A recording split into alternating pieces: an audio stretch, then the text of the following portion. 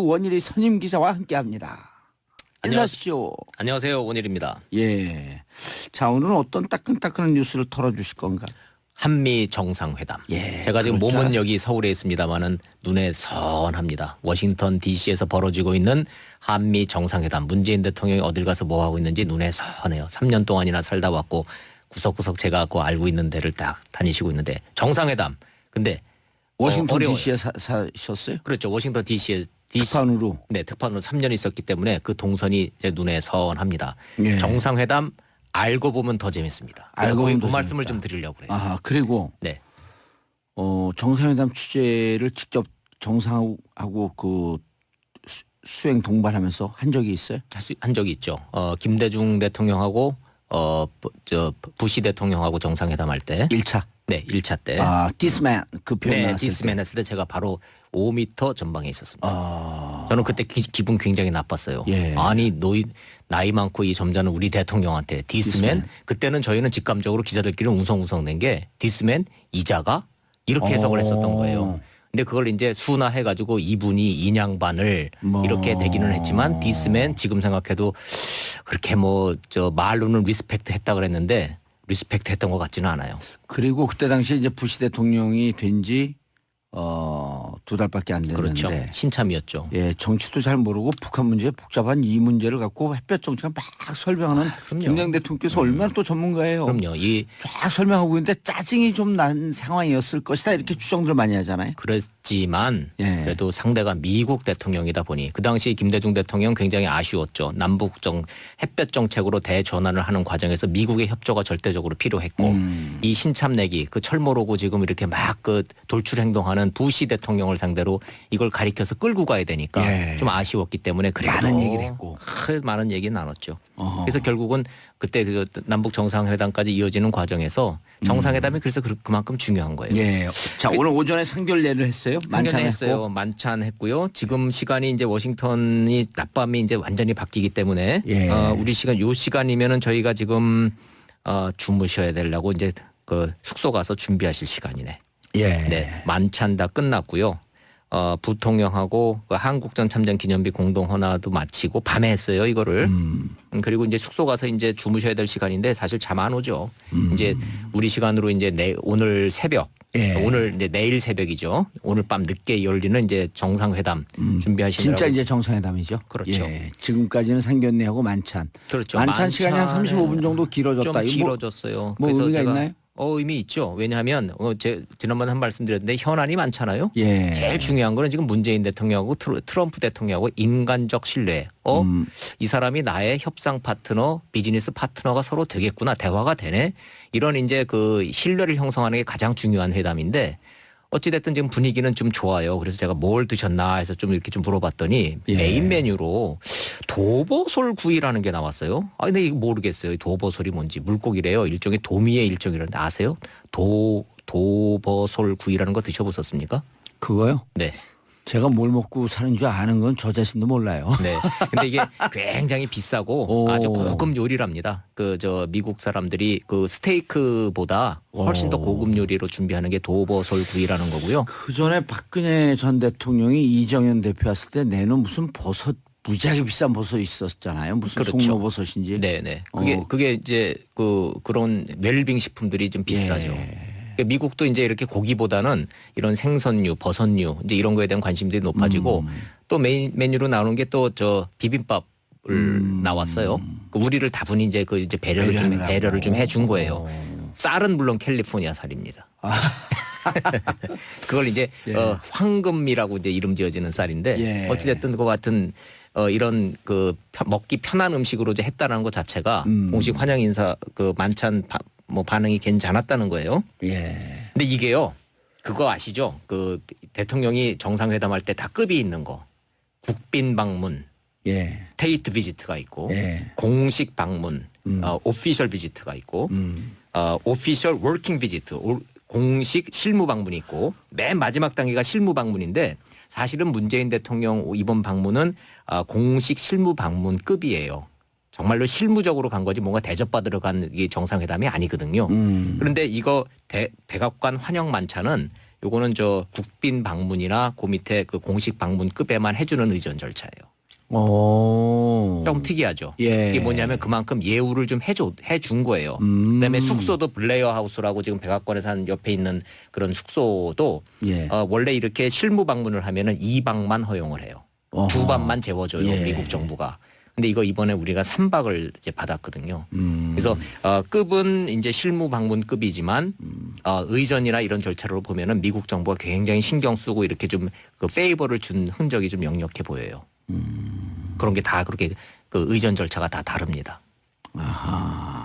근데 국빈 방문이 제일 좋을 것 같잖아요. 예. 근데 국빈 방문은 어느 나라 대통령이든 미국 정부 입장에서는 재임 중 한 번만 허용해 주는 거 아세요? 재임 중 한 번이라뇨. 그러니까 트럼프 재임 중 한 번? 아니, 그러니까 환영 이제 초대받아 오는 외국 정상들. 그러니까 문재인 대통령 5년 임기 중에 스테이트 비짓은 한 번만 허용한다. 그래서 박근혜 전 대통령 때도 첫 방문은 국빈 방문이 아니었고요. 예. 이명박 대통령도 처음에는 아니었고 두 번째 방문했을 때가 국빈 방문이에요. 국빈 방문이 되면 예포를 21발 쏴줘요. 뻥뻥. 예. 그다음에 의장대 사회를 해주고 그다음에 캠프 데이비드로 초대를 해서 저녁 비공식 만찬을 갖죠. 그래서 훨씬 더 이 그 격이 높고 그러기는 하지만 왜 그런 국빈 방문 안 했냐 그러지만 사실은 모든 대통령한테는 외국 대통령한테는 한 번만 기회가 주어지는 게 국빈 방문입니다. 그래서 이명박 전 대통령이 캠프 데이빗 가고 카트 타고 맞고 만면에 웃음을 띠고 좋아한 게 그때 국빈 방문이었었네요. 방문이었습니다. 근데 그게. 마치 그때 우리나라 언론에서도 뭐라 그랬냐면 캠프 데이빗에 초청받은 최초의 인물인 것처럼. 그게 아니에요. 그게 아니라 이제 임기를 이제 마지막으로 해서 언론이 정말 잘해야 되겠어요. 그렇죠. 이런 걸 네. 그냥 뭐 마치 그때도 그냥 대통령 그냥 엄청 칭송하고 찬양하면서 캠프 데이빗을 최초에 초청받은 것처럼 얼마나 그 과장을 했어요. 우연히 좀 그렇게 좀 된 측면이 좀 있죠. 근데 반대로요. 미국 네. 대통령이 한국에 올 경우에는 대부분은 국빈 만찬이에요. 그건 국빈 방문이에요. 그건 이유가 또 있어요. 미국 대통령이 재임 중에 한국을 두 번 오기가 힘들어요. 그러니까 무조건 처음에 올 때 국빈 방문 해주는 거예요, 우리는. 왜냐하면 처음이자 마지막이 될 가능성이 많기 때문에. 그래서 이게 우리 잘못 생각하면 예. 미국 대통령은 우리나라를 올 때 우리는 국빈 방문급으로 예우를 해주는데 왜 왜 갈 우리 때는 대통령은 가면은 그거 안 해주냐 그런데 실무만, 그거는 잘 몰라서 하는 소리인 거고 그게 모든 게 외교 관례상 전국 그 국제적으로 국빈 방문은 한 사람한테 한 번뿐이 기회가 안 주어진다는 거죠. 자, 넥타이 색깔이 파란색이에요. 네, 저도 파란색으로 메고 왔습니다. 그건 무슨 의미일까요? 그게 화합을 뜻한다네요. 미국식 개념으로 보면은. 예. 그래서 트럼프 대통령도 아주 밝은 그걸 뭐라 그러죠? 코발트 블루라 그러나요? 예. 근데 똑같은 색깔을 매셨더라고요. 그다음에 화합의 상징이에요? 그렇대요. 그게 무슨 화합하고 서로 이렇게 우정과 친분 뭐 이런 거를 밝은 이미지라 그러고 보통 이제 백악관에서요 대변인이 브리핑할 때 보면은 네. 그 뒤 배경이 블루인 거 아시죠? 그렇죠. 예. 근데 이제 그거는 원래 색을 전공하는 사람들한테 그 여쭤봤더니 이렇게 파란색은 그 신뢰, 네. 그 다음에 정직 이런 걸 상징한다는 거예요. 그렇죠. 그래서 그럴 수 있죠. 백악관 대변인이 할 때는 기본적으로 파란색을 보면 사람들이 신뢰감을 느끼게 되는 거예요. 그리고 저 발언은 정확하게 정직하게 하는 거구나. 그럴 수 이런 있죠. 신뢰감 때문에 파란색을 쓰고 있다는 거거든요. 네네. 근데 또 화합의 상징이라고 하는 건 오늘 또 처음 들었네. 그 뭐 동맹, 뭐 예. 이렇게 결합, 뭐 예. 이런 의미를 강조하기 위해서 저 파란색을 이제 넥타이를 맸다는 것이고 예. 개인적으로는 트럼프 대통령은 빨간 넥타이를 선호하거든요. 예, 그랬죠. 빨간 넥타이를 많이 맸죠. 네. 트럼프 대통령이 백악관 3층 개인 집무실에 트리티룸을 공개했다. 이 속보가 막 뜨고 있는데요. 이거 처음인데요.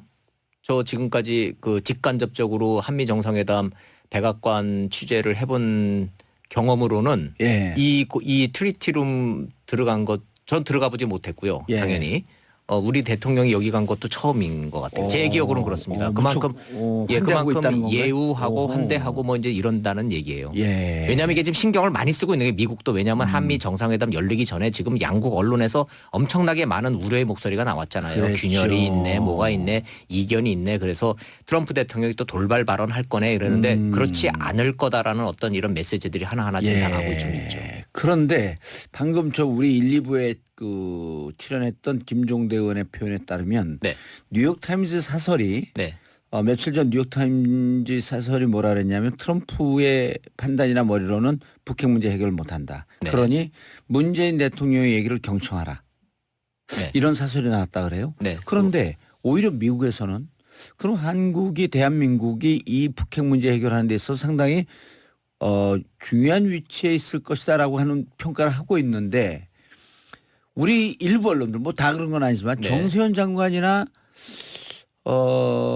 문정인 교수 이런 분들은 한국의 언론이 마치가 안 될 것 같다. 그러니까 안 될 것 같다고 우려하는 게 아니라 안 되기를 바라고 있는 거 아니면서 오히려 우리나라 언론에 문제 제기를 하는 이런 전문가들도 꽤 있거든요. 꽤 있죠. 미국 내에서도 존재하고 그럼 있어요. 문정인 그 특보도 네. 실질적으로 미국에서는 아무 문제가 없었는데 우리 언론이 호들갑을 떠니까 그걸 받아갖고 다시 미국에서 얘기했다. 이런 얘기도 있어요? 뭐 전문가들 얘기를 들어보면 꼭 그런 것만은 아니고 예. 만약에 그렇다면은 저 청와대가 문정인 교수한테 대해서 그렇게 경고의 의미를 했겠어요. 그거는 한국 언론에 대해서 한 게 아니라 미국에 대한 미국 조야에 대한 우려의 목소리를 불식시키기 위해서 문정인 교수한테 그런 식의 발언은 예를 들어서 북한이 핵을 동결을 하면은 우리는 한미 훈련을 축소하겠다라고 하는 그런 발언은 한미 관계에 도움이 안 되니 자제해라라고 한 것은 우리 언론을 향해서 한 것이 아니고 미국 조야와 미국 언론을 향해서 한 거예요. 그래서 이번에 문재인 대통령이 갔을 때 저는 개인적으로 주목했던 부분에 공화당의 서빗 의원이라는 사람이 있어요. 아주 돌직구로 질문을 했단 말이에요. 자, 그래서 사드는 주한 미군을 보호하기 위한 것인데 자 그럼 문재인 대통령이 선택해달라. 사드 없는 주한 미군. 사드도 빼고 주한 미군도 빼는 한국을 선택할 것인지 아니면 사드와 주한 미군을 선택할 것인지 선택해달라. 이런 질문을 돌직구로 나올 정도로 미국의 분위기가 험악했던 건 사실인 거죠. 거기에 문정인 교수의 그런 발언들이 불을 지핀 것도 또 사실이에요. 대통령이 이번에 가서 그 부분에 대해서는 확실하게 딱 그냥 정리를 다 했어요. 사드 배치 철회에 대해서 의구심을 떨어내라. 사드 배치 철회 안 한다 우리. 다만 국내적 절차의 문제이니 그 조금만 좀 시간을 갖고 좀 기다려달라. 우리 분명히 배치한다. 약속 지킨다. 이렇게 대통령이 가서 직접 정리를 한 걸로 봐서는 그렇게 발언을 했나요? 했죠. 예, 그렇게 해서 다 정리가 좀 다 됐어요. 그래서 사드 문제는 이번 한미 정상회담이 있어 주요 의제가 아니다. 백악관 발표입니다. 제 얘기가 아니고 오히려 이번에 주요 의제는 한미 FTA다. 이렇게 됐단 말이에요. 무역 불균형입니다. 그래서 제가 말씀드린 것이 한미 관계의 본질은 안보 문제가 아니라 경제 문제가 본질이라고 제가 그래서 말씀을 드리는 거예요. 트럼프 대통령은 지금 이거거든요. 이제 보세요. 12시간 뒤에 이제 제 얘기가 맞는지 틀리는지 보면 되는데 한미 FTA 문제에 대해서 미국과 한국이 분명히 이 계산서가 다르잖아요. 그렇죠. 계산법이 다르죠. 계산법이 다르잖아요. 우리는 우리 그렇게 한미 FTA로 크게 돈 버는 거 없어요. 중국하고 일본에 비하면요. 우리는 조금 버는 거예요. 근데요. 뭐 불균형적인 거라고 하면은 크게 보면은 물건을 사고 파는 FTA가 있고 서비스 분야가 있는데요. 서비스 분야는 이게 카운팅이 안 되거든요. 그렇죠. 근데 그러니까 우리가 좀 자동차 좀 팔고 철강 좀 판다 그래서 버는 돈에 비하면은 미국이 서비스 분야에서 지적재산권이나 미래에서 우리 여기서 벌어갈 게 더 크니까 그거를 상쇄를 하면은 거의 다 같은 겁니다. 이게 우리의 계산법인 것이고 트럼프 대통령은 시종일관 무슨 소리냐.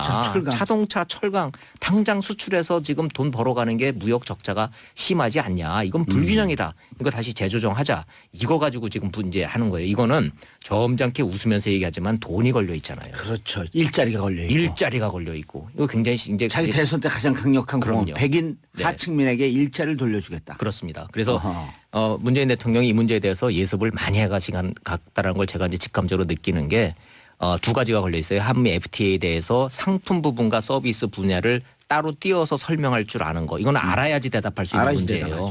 두 번째. 한미 방위비 분담 문제. 이 부분에 대해서 우리가 GDP의 2.7%를 지금 내고 있다.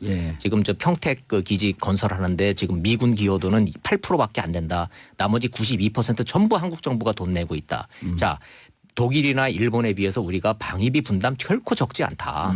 이 문제에 대해서 설명을 쭉 하고 있는데 이게 맥히고 있다라는 거예요 지금. 왜냐하면 미국 관리들이 알거든요. 그래서 우리가 지금 간접 비용은 카운팅 안 하고 그렇게 되는 거 아니에요. 인건비 빼고. 그렇죠. 간접 비용 우리가 그리고 토지 공여 뭐 이런 거 등등 다 하게 되면 일본이나 이런 데보다 훨씬 더 많다는 거 아니에요? 그래서 액수로 따지면 우리가 지금 얼추 잡아서 국민 여러분들 보시기에는 한 3조에서 4조 정도 우리가 돈 내고 있는 겁니다. 됩니다. 그러나 지금 계산서상으로 1조를 조금 덜 그렇죠. 내고 있는 거로 되지만 그렇죠. 간접비까지 포함하게 되면 3조, 4조쯤 된다. 예. 그래서 만약에 사드가 배치가 되더라도 예. 사드 비용 1조를 우리한테 부담시켜야 된다라는 트럼프 대통령의 그전 발언 있잖아요. 예. 이거는 잘못된 몰라서 거죠. 했거나 예. 아니면은 전략적이거나 이런 거예요. 다만 이런 건 있죠. 방위비 분담 문제에 대해서 예.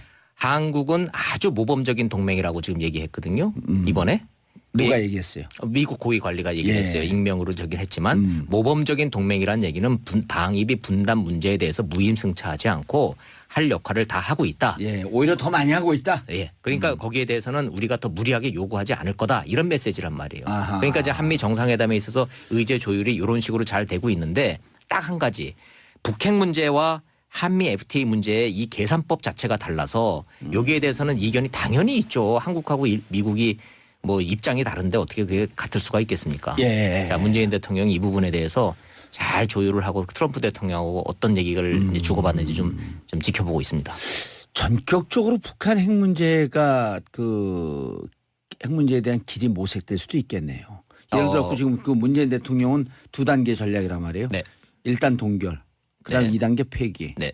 자, 미국에서는 아직 이 부분에 대해서는 북한 핵이 골치 아프다. 그런데 어떻게 접근하겠다라고 하는 방법은 현재 안 나오고 있잖아요. 그렇죠. 근데 그 부분에 대해서는 거기서 나온 건 maximum pressure and engagement. 그렇죠. 이 정도 원칙만 나와 있거든요. 원칙만 남아 있죠. 구체적인 단계로는 안 나와 있어요. 그렇습니다. 비슷한 듯하면서 원칙적으로 다른 게 있어요. 미국은 지금까지 북한 문제에 대해서 이전 정권의 그 전략이 실패했다고 보는데 예. 이전 정권의 그 전략이라는 것이 딴 게 아니에요. 리비아 모델이거든요. 예. 리비아 모델이 핵 프로그램을 폐기하고 대신 경제 지원을 받는 맞바꾸는 바터 형식이었단 말이에요. 예. 그런데 북한 입장에서는 이 문제에 대해서 불신을 하고 있는 것이 리비아가 그래서 경제적으로 돈은 좀 받아서 경제 상황을 좋아졌는데 카다피가 가더라는 거예요. 체제가 무너졌잖아요. 정권이 가더라는 거죠. 예. 그거를 극도로 무서워하고 있는 거래요. 그래서 북한은 핵과 포기 안 할 거라는 체제 거죠. 안전을 맞바꾸는 맞바꾸라는 거죠. 그래서 북미 평화 협정하고 정도로 맞바꾸지 않는 한 우리는 예. 못 믿는다. 이게 북한의 스탠스인데 이게 변하지 않는 이상 예. 이 북핵 문제가 동결하고 그다음에 대화를 통해서 그다음에 폐기로 가는 이 수순이 과연 되겠느냐 이론적으로는 되겠지만 그래서 지금 문재인 아니 근데 대통령은 중국의 시진핑도 네. 북한의 손을 들어주면서 평화협정과 핵 폐기 네. 핵 폐기를 동시 카드로 진행을 하자. 네. 그런데 오바마 때는 뭐라 그러냐 무슨 얘기냐 핵 폐기 먼저 하고 그렇죠. 그 다음에 논의하자 나머지 주제는 그렇습니다. 평화협정 입으로 꺼내지도 않았단 그렇죠. 말이에요. 북미 평화협정 문제는 한국 정부가 또 받기가 어려워요. 그건 문재인 정부도 받기가 굉장히 어려운 카드입니다. 그게 왜요? 간단한 문제가 아니에요. 기본적으로 지금 한국의 정전 체제는 미국과 유엔군과 북한군이 맺은 협정이에요. 예. 당사자인 한국군이 빠져 있습니다. 지금 한국이. 예. 그러니까 이 상태에서 북미 평화 협정이 맺어진다는 거는 전쟁의 당사자였던 한반도 문제의 당사자인 남한 정부가 소외되는 거예요. 우리 정부가 받기가 어려운 카드입니다. 기본적으로 북미 평화 협정이라는 거는. 근데 우리 측 조에서는 특히 진보 진영에서는 북미 평화협정 맺어라 이렇게 얘기하고 있잖아요. 그러나 그건 전제 조건이 있는 거죠. 이건 남북 간에 먼저 신뢰가 형성되고 남북 간에 지금 더 이상 전쟁을 하지 않겠다라는 어떤 이 평화 협정이 맺어지기 전에 남한을 뺀 북미 간의 직접 거래는 우리가 받기 어려운 거죠. 일테면 이제 남북한 군사적 불가침 조약이라든지. 그렇죠. 그게 동시에 같이 이루어져야만이 예. 그게 항구적 평화 협정인 것이지. 우리는 쏙 빼고 북미 간에 그래서 북한과 우리하고 대화가 완전히 이루어져서 된다. 상호 신뢰가 쌓인 다음에 그렇죠. 그때는 북미 간 평화협정 맺어라. 그렇습니다. 아하. 그래서 그게 이제 북미 평화 협정의 본질이 그것인 것인데 우리가 동의할 수 없는 북미 평화 협정을 미국이 해줄 수도 없는 문제인 것이고 예. 그 전제 조건은 또 주한미군 철수거든요. 그래서 이게 굉장히 복잡한 방정식이죠. 근데 이제 김정일 체제까지도 네. 주한미군 철수를 우리가 바라는 것은 아니다 이런 표현도 또 나왔었잖아요. 그렇죠. 그러나 그거는 김대중 대통령의 일방적인 주장이었을 뿐 김정일의 입을 통해서 그것이 확인된 바는 확인된 적은 없었다. 없습니다. 지금까지 북한이 보여온 그 스탠스는 명확하거든요. 주한미군 철수하고 그다음에 북미 평화협정 협정 맺고 그리고 나면 우리가 핵 폐기할. 안전이 보장됐다라고 확신이 들면 핵을 포기하겠다.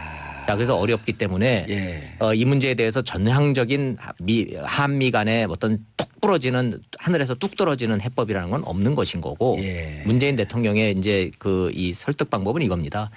그렇다고 목만 조른다고 해결 안 되지 않느냐. 인게이지먼트라고 하는 당신들 카드를 갖고 그렇습니다. 좀 유혹적인 무슨 그 안도 좀 당근도 좀 주자. 네. 예. 두 가지를 가지고 카드를 갔어요. 메시지가. 첫 번째는 당신도 햄버거 대화한다고 그러지 않았느냐. 예. 그러니까 내가 그거 한번 해보겠다는 거다. 이게 아하. 첫 번째 메시지고 거부하기가 좀 어렵죠. 예. 두 번째는 북한에 대해서 한미 관계는 전략적 경제 동반자 관계라는 거예요. 좀 말이 좀 어렵죠. 그 예. 얘기가 뭐냐면 북한 문 열리면 미국 기업들이 거기 투자해서 돈 벌 수 있어. 그러니까 반대만 하지 말아줘.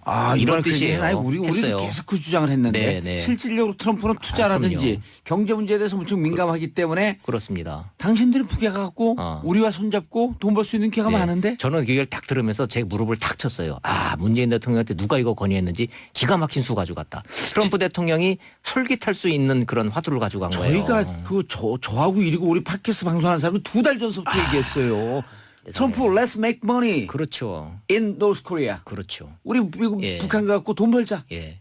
그러니까 양수겹장이다. 북한 가서 돈도 벌 수 있고 그다음에 북한 문제 해결하면 너 지금 국내 문제 때문에 당신 어려운데 최고의 그거 대통령으로 최고의 대통령 성과 얻을 수 있다. 그런 거를 하기 위해서 정상회담이 중요한 게요. 그렇게 인간적 터치를 하고 어프로치를 해야 되는 거예요. 그러니까 지금 문재인 대통령이 가가지고 야 나도 당신도 고생만 대선 때. 했지 대선 때 나도 가짜 뉴스 때문에 고생했어. 고생 엄청 많이 했는데 당신도 가짜 뉴스 때문에 그러지 않느냐. 그러니까 트럼프가 언론도 이야기를 듣고 있길 바란다 그러면서 막 웃으면서 네. 야 우린 가짜 뉴스 동창생이야. 네. 어?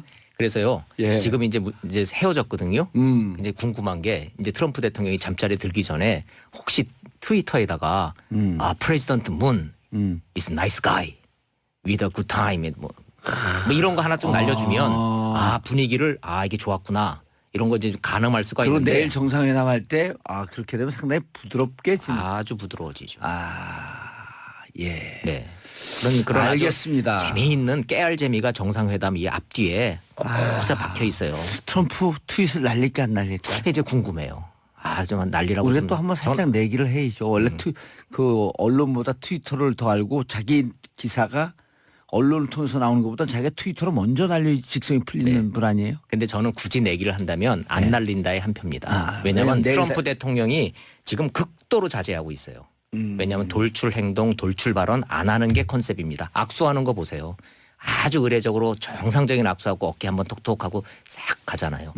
평상시 했던 그런 거친 행동들 그런 거친 돌발 행동이 일체 없습니다. 저희가 지금. 그것도 예측했거든요. 이 컨설팅, 어드바이저, 네. 이 보좌관들이 철저하게 행동을 조심하라. 그렇죠. 이렇게 얘기했어요. 의외로 말 잘 듣고 있는 거예요. 지금. 네. 그래서 아니, 그리고 전체적으로는 트럼프 대통령한테도 이제 예측 불가능성이 거의 없어지고 있어요. 그렇죠. 네. 그래서 뭐 이견이 없는 건 아니겠지만 예. 저 전체적으로는 낙관합니다. 알겠습니다. 인사하시고요. 원일이 선임 기자와 함께합니다. 인사하시죠. 안녕하세요. 원일입니다. 예. 자 오늘은 어떤 따끈따끈한 뉴스를 털어주실 건가?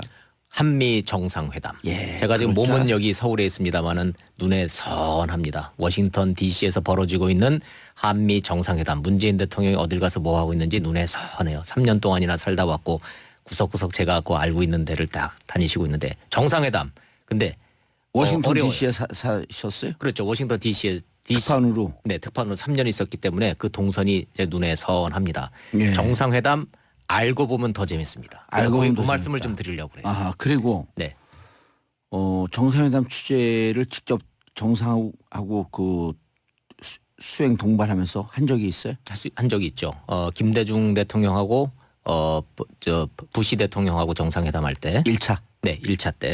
This man 그 표현 네, 나왔을 때. 디스맨 했을 때 제가 바로 5m 전방에 있었습니다. 저는 그때 기분 굉장히 나빴어요. 예. 아니 나이 많고 이 점잖은 우리 대통령한테 디스맨. 그때는 저희는 직감적으로 기자들끼리 웅성웅성 낸 게 디스맨 이자가 이렇게 해석을 했었던 거예요. 근데 그걸 이제 순화해가지고 이분이 인양반을 이렇게 대기는 했지만 디스맨 지금 생각해도 그렇게 말로는 리스펙트 했다 그랬는데 리스펙트 했던 것 같지는 않아요. 그리고 그때 당시에 이제 부시 대통령이 된지 2달밖에 안 됐는데. 그렇죠. 신참이었죠. 예, 정치도 잘 모르고 북한 문제 복잡한 이 문제를 갖고 햇볕 정치가 막 설명하는 그럼요. 김대중 대통령께서 얼마나 또 전문가예요. 그럼요. 쫙 설명하고 있는데 짜증이 좀 난 상황이었을 것이다 이렇게 추정들 많이 하잖아요. 맞지만 예. 그래도 상대가 미국 대통령이다 보니 그 당시 김대중 대통령 굉장히 아쉬웠죠. 남북 햇볕 정책으로 대전환을 하는 과정에서 미국의 협조가 절대적으로 필요했고 이 신참내기 그 철모로고 지금 이렇게 막 그 돌출 행동하는 부시 대통령을 상대로 이걸 가리켜서 끌고 가야 되니까 예. 좀 아쉬웠기 때문에 그래도 많은 얘기를 했고. 많은 얘기 나눴죠. 어허. 그래서 결국은 그때 그 남북 정상회담까지 이어지는 과정에서 정상회담이 그래서 그만큼 중요한 거예요. 예. 자, 오늘 오전에 상견례를 했어요. 만찬했어요. 만찬했고. 만찬했고요. 지금 시간이 이제 워싱턴이 낮밤이 이제 완전히 바뀌기 때문에 예. 우리 시간 요 시간이면은 저희가 지금 주무셔야 되려고 이제 그 숙소 가서 준비하실 시간이네. 예. 네, 만찬 다 끝났고요. 부통령하고 그 한국전 참전 기념비 공동 헌화도 마치고 밤에 했어요 이거를. 그리고 이제 숙소 가서 이제 주무셔야 될 시간인데 사실 잠 안 오죠. 이제 우리 시간으로 이제 오늘 새벽. 예. 오늘 이제 내일 새벽이죠. 오늘 밤 늦게 열리는 이제 정상회담 준비하시느라고. 진짜 이제 정상회담이죠. 그렇죠. 예. 지금까지는 상견례하고 만찬. 그렇죠. 만찬 시간이 한 만찬은 35분 정도 길어졌다. 좀 이거 길어졌어요. 뭐 그래서 의미가 제가 있나요? 의미 있죠. 왜냐하면 지난번에 한 말씀 드렸는데 현안이 많잖아요. 예. 제일 중요한 거는 지금 문재인 대통령하고 트럼프 대통령하고 인간적 신뢰. 이 사람이 나의 협상 파트너, 비즈니스 파트너가 서로 되겠구나. 대화가 되네. 이런 이제 그 신뢰를 형성하는 게 가장 중요한 회담인데 어찌됐든 지금 분위기는 좀 좋아요. 그래서 제가 뭘 드셨나 해서 좀 이렇게 좀 물어봤더니 예. 메인 메뉴로 도버솔 구이라는 게 나왔어요. 아, 근데 이거 모르겠어요. 도버솔이 뭔지. 물고기래요. 일종의 도미의 일종이라는데 아세요? 도버솔 구이라는 거 드셔보셨습니까? 그거요? 네. 제가 뭘 먹고 사는 줄 아는 건 저 자신도 몰라요. 네. 근데 이게 굉장히 비싸고 오. 아주 고급 요리랍니다. 그 미국 사람들이 그 스테이크보다 훨씬 더 고급 요리로 준비하는 게 도버솔 구이라는 거고요. 그 전에 박근혜 전 대통령이 이정현 대표 왔을 때 내는 무슨 버섯 무지하게 비싼 버섯 있었잖아요. 무슨 그렇죠. 송로버섯인지. 네네. 어. 그게 이제 그런 웰빙 식품들이 좀 비싸죠. 예. 그러니까 미국도 이제 이렇게 고기보다는 이런 생선류, 버섯류 이제 이런 거에 대한 관심들이 높아지고 또 메인 메뉴로 나오는 게 또 비빔밥을 나왔어요. 그 우리를 다분히 이제 이제 배려를 좀 해준 거예요. 쌀은 물론 캘리포니아 쌀입니다. 그걸 이제 예.